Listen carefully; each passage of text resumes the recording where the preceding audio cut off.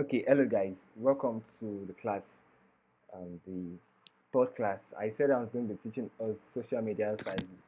There are some of us that make posts online, like I said in the previous class. I said there are sometimes that we would post on IG and we found out that some parts or the edges of the images have been cut off automatically by IG. So in this class, it's going to be a very short one. I'm going to be telling you the sizes that you can work with on IG and the ideal size for IG, and also I'm going to be talking about the size I specifically use for my IG design. So I'm going to be highlighting that today in the class. So let's jump straight into today's lesson.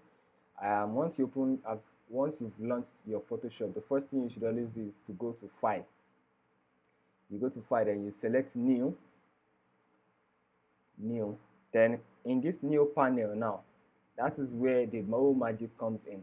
Whenever you are making a social media design, you can even browse it out on your phone. You can browse out social media design size. You're going to be notified of the size. So we work with inches actually, with pixels, sorry, but most of the times I do my design on inches, and I'm going to tell you why I work with inches. Okay, I think I should say that now. Let me name this size 1. Okay, so I'm going to tell you why mine is on inches and why I love working on inches.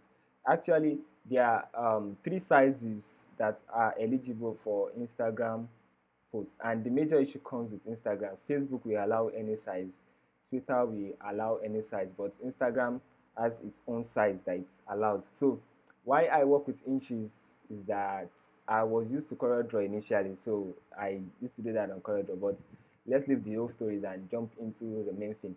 So they are basically the sizes that are allowed um, on Instagram for design, like design posts or any post on Instagram.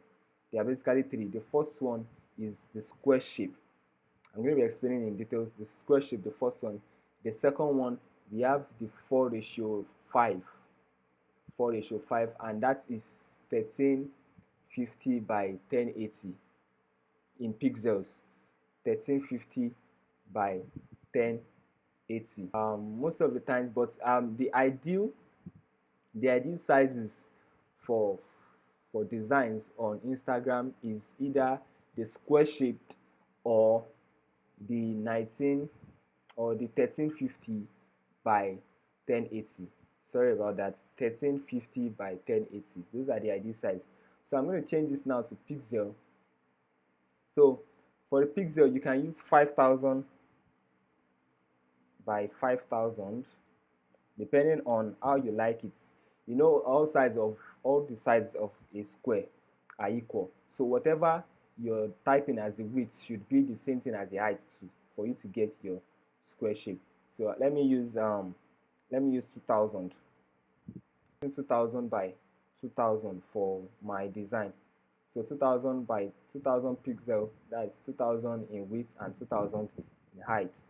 So my resolution 300, so it will not be too heavy. I'm going to leave this so it will not be too heavy, and I'm going to click on create.